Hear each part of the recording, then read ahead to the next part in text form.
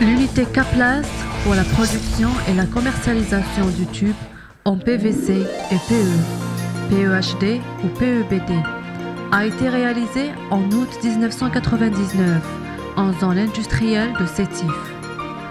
Nous sommes reçus par le directeur du site qui nous brosse un tableau sur les activités de l'unité tube.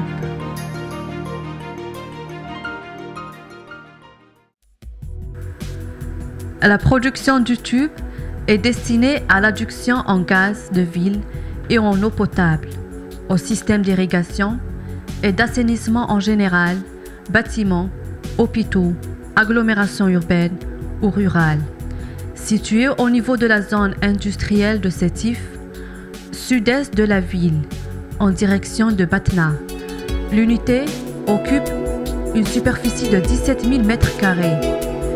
Elle est pourvue de toutes les commodités nécessaires tant à l'exploitation, production, maintenance, stockage qu'à la gestion sous tous ses aspects. La production annuelle est passée de 2400 tonnes en 2000 pour atteindre 12 000 tonnes en 2008.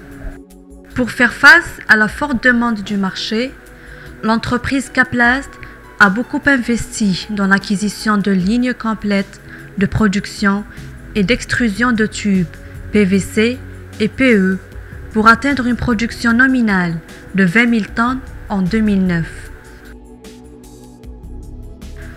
Les tubes en polyvinylchloride, connus sous l'abréviation PVC, est un processus chimique qui assemble les atomes de carbone et d'hydrogène en milieu industriel. Il est obtenu par la polymérisation des monomères de chlorure de vinyle. Le tube en PVC, à cause de sa rigidité et de sa longévité jugée relativement courte, a laissé place à un autre procédé, le polyéthylène ou PE. Plus résistant et flexible, le PE résiste aux conditions climatiques les plus extrêmes et supporte de grandes pressions de la terre et de l'eau par sa flexibilité. Ne présentant aucun danger au contact des aliments, le tube en PEHD est idéal pour la distribution de l'eau potable. Le polyéthylène haute densité ou PEHD est plus utilisé dans les adductions des hydrocarbures et de l'eau potable. Il est facilement transportable grâce à sa légèreté et sa flexibilité qui permet un soudage par électrofusion ou bout à bout, offrant ainsi des jointures antibactériennes. Sa résistance à la corrosion interne et externe est très importante, avec une durée de vie pouvant atteindre 50 ans et plus, ayant un coût minime. Le tube en polyéthylène sont désormais exigés par les opérateurs. Le polyéthylène basse densité ou PEBD répond aux exigences des agriculteurs et des poseurs de systèmes d'irrigation. Il est ainsi utilisé dans les réseaux d'irrigation localisés et dans les divers systèmes de goutte à goutte, d'aspersion et de ferti-irrigation. La chaîne de production du tube passe par la transformation de la matière première qui arrive sous forme de granulés. Après l'avoir séchée, elle passe par l'extrudeuse qui la noircit et la fusionne sous l'effet de la chaleur. Une armoire de commande gère les paramètres de production et contrôle ceux du produit fini.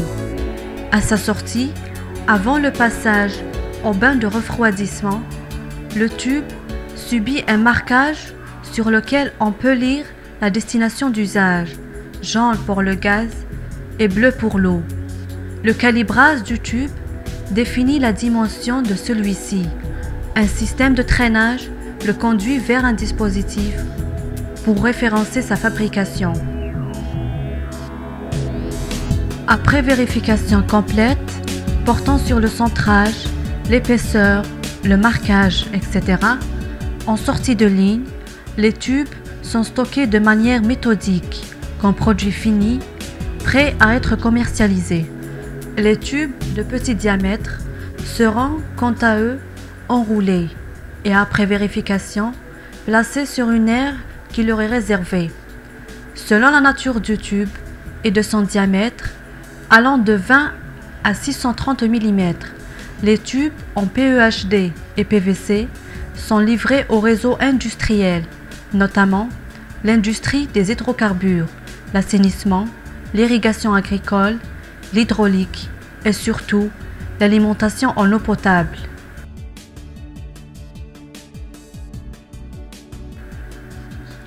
Pour assurer une qualité de produit en normes requises, le passage par le laboratoire est impératif avant le lancement de toute production. Encadré par un ingénieur en polymère spécialisé dans le management de contrôle de qualité, l'équipe, composée de techniciens et ingénieurs en chimie industrielle, effectue l'intégralité des tests en chaîne et ce dans l'ordre suivant. Le test du temps d'induction à l'oxydation pour vérifier la résistance de la matière envers la chaleur en y injectant un courant d'oxygène. Le test d'indice de fluidité pour vérifier la facilité d'écoulement dans la matière.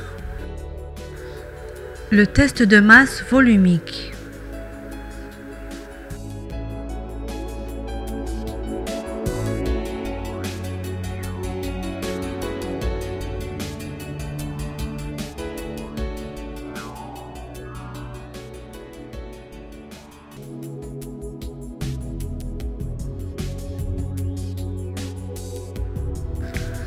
Le test de traction, allongement sismique, pour vérifier la résistance de la matière au seuil d'écoulement, ainsi que le taux d'élongation du tube. Le test de fissuration, pour vérifier la résistance du tube envers les produits tensioactifs.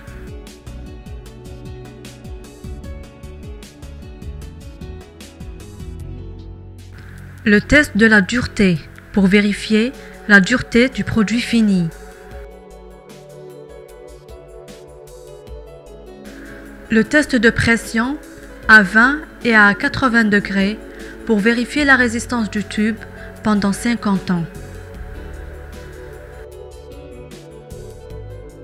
Pour offrir une gamme complète de qualité irréprochable, l'unité Caplast commercialise des accessoires de raccordement. Ces éléments permettent de réaliser des raccordements parfaitement étanches pour tous les diamètres. Cette gamme d'éléments de raccordement présente de nombreux avantages. Montage simple et rapide, ne nécessitant aucun outillage, une orientation illimitée et une interchangeabilité aisée.